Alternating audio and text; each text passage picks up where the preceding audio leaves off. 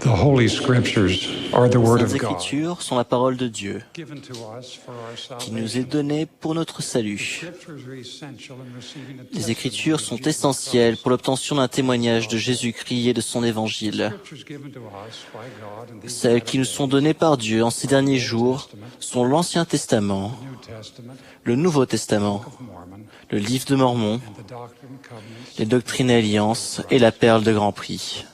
These sacred records bear testimony Ces écrits sacrés témoignent du Sauveur to him.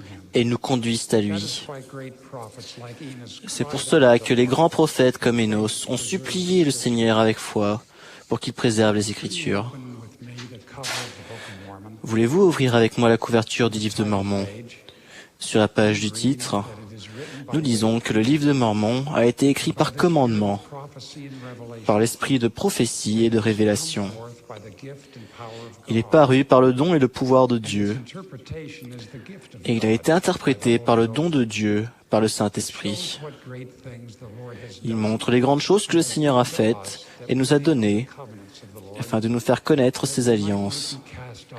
afin que nous ne soyons pas rejetés à jamais. Importantly, Et surtout, written to convince us il a été écrit pour nous convaincre que Jésus est le Christ, le Dieu éternel. turn the page again to the Tournez la page à nouveau pour arriver à l'introduction. prophetic record. Nous y apprenons que c'est un volume prophétique d'écritures saintes comparable à la Bible. The fullness of the everlasting Il contient la plénitude de l'évangile éternel, plan of salvation. décrit le plan de salut It's what we must do et nous dit ce que nous devons faire pour obtenir la paix dans cette vie et le salut éternel dans la vie à venir. It promises Il nous promet all who will que come tous to the ceux Savior qui viennent au Sauveur et obéissent aux lois et aux ordonnances de son évangile peuvent être sauvés. is the vital role of this sacred book in our Quel est le rôle essentiel de ce volume sacré aujourd'hui? regarding the purpose. Quel est son message à propos du but de toutes les Écritures? On page 1 of the book of À la première page de Premier Néphi, le premier livre du livre de Mormon, Lehi, nous apprenons que vers 600 avant Jésus-Christ, Léhi a reçu le commandement de Dieu d'emmener sa famille into the wilderness. et de fuir dans le désert. I didn't get very far before the Lord Mais Léhi n'est pas allé très loin commands his son avant que le Seigneur lui commande de renvoyer ses fils en arrière. retrieve the Pourquoi? the brass plate. Pour récupérer les Écritures, les plaques d'airain qui étaient si importantes que les fils de Léhi ont risqué leur vie et perdu tous leurs biens matériels pour les récupérer. It was the Lord's help Pour and finir, God's faith. l'aide du Seigneur et la foi de Néphi ont miraculeusement mis les plaques entre ses mains. When Nephi and his brothers Quand Néphi et ses frères sont revenus, returned, their father rejoiced. Léhi s'est réjoui, He began to a search commencé à sonder les saintes Écritures the beginning, depuis le commencement found that they were desirable. et a découvert qu'elles étaient désirables, oui, d'une grande valeur, étant donné qu'ils pouvaient préserver les commandements du Seigneur pour leurs enfants.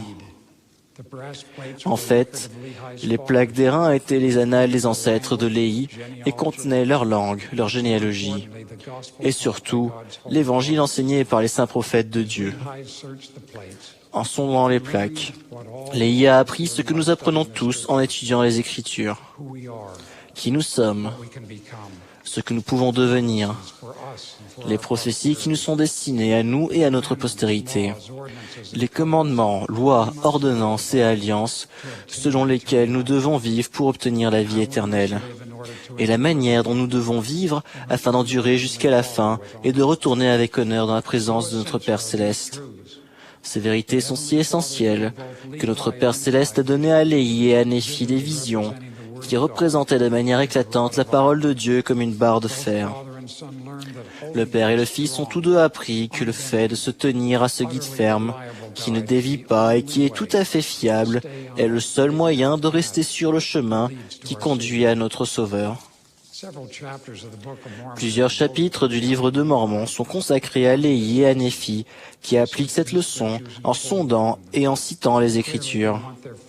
Il est clair qu'ils veulent que leur famille et nous comprenions l'importance des Écritures, surtout les prophéties d'Ésaïe sur le rétablissement de l'Évangile et la parution de leurs annales, le livre de Mormon à notre époque. Le livre de Mormon raconte comment plusieurs civilisations ont prisé ou méprisé les Écritures, à commencer par la famille de Léhi.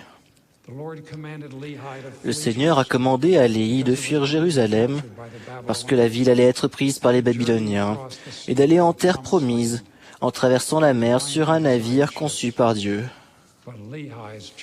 Mais les enfants de Léhi ont été âprement divisés en deux camps.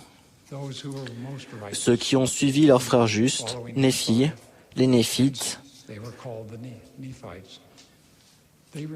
ont conservé les Écritures et leur âme a été illuminée par la lumière de la parole éternelle de Dieu.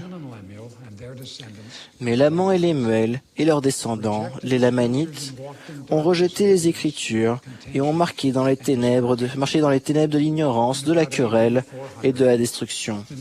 Et dans les années 400 avant Jésus-Christ, les Néphites, eux aussi, ont rejeté la parole de Dieu, sombré dans l'incrédulité et été détruits, ce qui a mis fin à environ 1000 ans de civilisation néphite. Le livre des terres donne l'histoire d'une civilisation. Les Jarédites, qui ont quitté l'ancien monde à l'époque de la tour de Babel, vers 2200 ans avant Jésus-Christ, le Seigneur leur a commandé d'aller en terre promise, en traversant l'océan dans des barques conçues par le Seigneur. Quand les Jarédites étaient justes, ils étaient bénis. Et quand ils rejetaient la parole du Seigneur et refusaient de se repentir, l'Esprit du Seigneur cessait de lutter avec eux. Ils ont fini par abandonner les voies du Seigneur et se sont détruits mutuellement vers 600 avant Jésus-Christ, ce qui a mis fin à environ 1600 ans de civilisation jarédite. Léhi est arrivé dans la terre promise vers l'époque de la destruction des Jarédites. Quelques années plus tard, une autre civilisation, Mulek et son peuple, est aussi venue dans la terre promise. Elle a découvert le dernier survivant des Jarédites, un roi nommé Coriantumr. Les Mulekites n'ont pas emporté d'écriture avec eux. En conséquence, environ 400 ans plus tard, quand Mosia et les Néphites les ont trouvés, leur langue s'était corrompue et ils avaient perdu foi en leur Créateur. Quand les Mulekites ont appris que le Seigneur avait envoyé les Néphites avec les plaques d'airain qui contenaient les Écritures des Juifs, ils se sont réjouis et se sont joints à la civilisation néphite. De voix comme venant de la poussière, les prophètes de Dieu nous crient, à nous qui sommes sur la terre aujourd'hui. Saisissez-vous des Écritures, accrochez-vous-y, appliquez-les à votre vie, suivez-les et réjouissez-vous d'elles.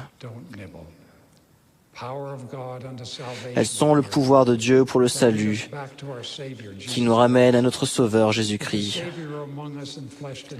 Si le Sauveur était parmi nous dans la chair aujourd'hui, il nous instruirait à partir des Écritures comme il l'a fait quand il était sur la terre. Dans la synagogue de Nazareth, on lui a remis le livre du prophète Ésaïe. Et il a commencé à leur dire, « Aujourd'hui, cette parole de l'Écriture que vous venez d'entendre est accomplie. » Plus tard, quand les Sadducéens et les pharisiens lui ont posé une question difficile, Jésus leur a répondu, « Vous êtes dans l'erreur parce que vous ne comprenez ni les Écritures, ni la puissance de Dieu. » Et après sa résurrection sur le chemin d'Emmaüs, ses disciples se sont dit l'un à l'autre, « Notre cœur ne brûlait-il pas au-dedans de nous lorsqu'il nous parlait en chemin et nous expliquait les Écritures ?» Ces paroles résonnent aux oreilles de ses disciples de jadis et d'aujourd'hui. Vous sondez les Écritures, parce que ce sont elles qui rendent témoignage de moi, témoignage rendu par le Saint-Esprit, car par le pouvoir du Saint-Esprit, vous pouvez connaître la vérité de toutes choses. Mes frères et sœurs, je témoigne que les Écritures ont été gardées et préservées pour nous par la main du Seigneur, dans un sage dessein qui lui est propre.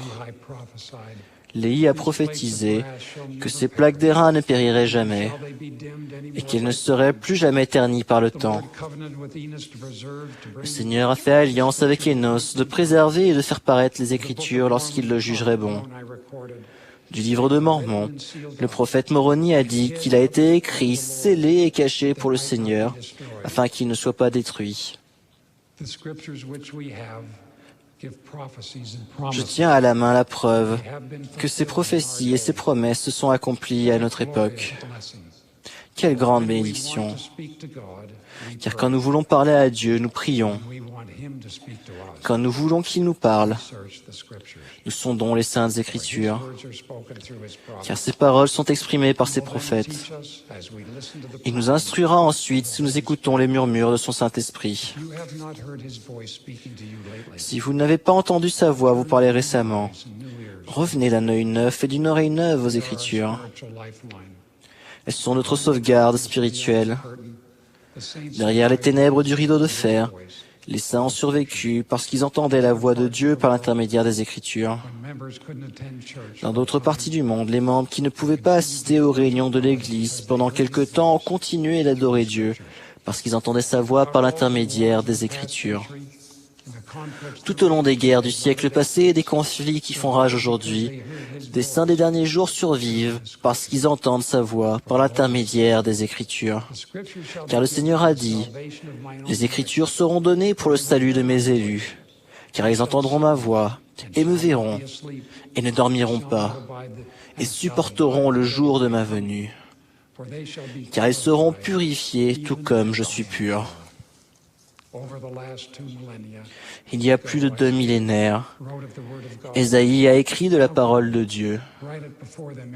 Va maintenant, écris ces choses devant eux sur une table et grave-les dans un livre, afin qu'elles subsistent dans les temps à venir, éternellement et à perpétuité. Ces temps sont notre époque. Le monde actuel a besoin des Écritures. Avant la venue du Sauveur, il a été nécessaire que tous les enfants de Dieu soient dirigés par la loi préparatoire de Moïse, qui permettait œil pour œil et dent pour dent. Dans notre monde actuel, beaucoup vivent encore selon ce code de loi qui fait régner la crainte, et nous en avons la preuve autour de nous. Nous déclarons avec audace que la réponse à la terreur, à la destruction et même au génocide des derniers jours se trouve dans les Écritures. L'Évangile contenu dans l'Ancien Testament trouve son accomplissement dans le Nouveau Testament. Les prophéties de la Bible se sont réalisées dans le livre de Mormon. Les doctrines et alliances et la perle de Grand Prix témoignent que la plénitude de l'Évangile se trouve maintenant sur la terre. De la Genèse à Malachie et de Moïse à Abraham, il a été prophétisé que le Sauveur viendrait. Du livre de Matthieu à celui de l'Apocalypse, de Néphi à Moroni, et de Joseph Smith à notre prophète actuel, Gordon B. Hinckley. Les prophètes témoignent tous que Jésus-Christ, le Messie tant attendu, est venu et reviendra. En lui, les choses anciennes ont pris fin, et toutes choses sont devenues nouvelles. Par les saintes Écritures, son nouvel évangile éternel proclame. Tu aimeras ton prochain comme toi-même. Aimez vos ennemis. Bénissez ceux qui vous maudissent. Faites du bien à ceux qui vous haïssent. Et priez pour ceux qui vous maltraitent.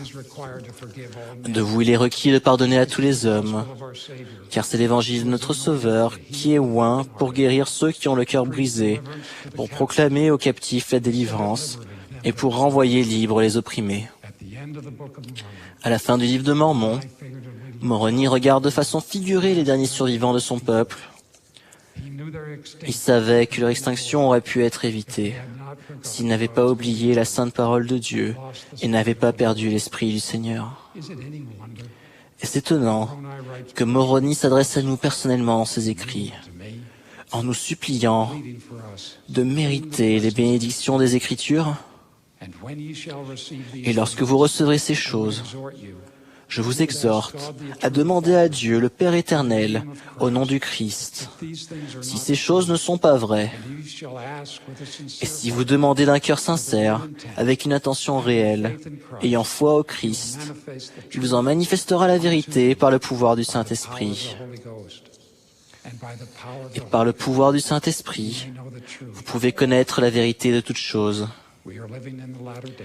Nous vivons dans les derniers jours, mes frères et sœurs, dans la plénitude des temps. Nous devons nous rappeler que nous sommes maîtres de qui nous sommes, quel que soit le monde de plus en plus difficile où nous vivons. Comme les gens du 3e livre de Néphi, les sincères et les fidèles pourront résister au trait enflammé de l'adversaire quand il sera lâché sur cette terre. Malgré toute l'agitation du monde, quand le Sauveur viendra à son temple, comme il l'a fait dans le livre de Mormon, les sincères et les fidèles seront là. Puissions-nous être parmi eux, au nom de Jésus-Christ. Amen.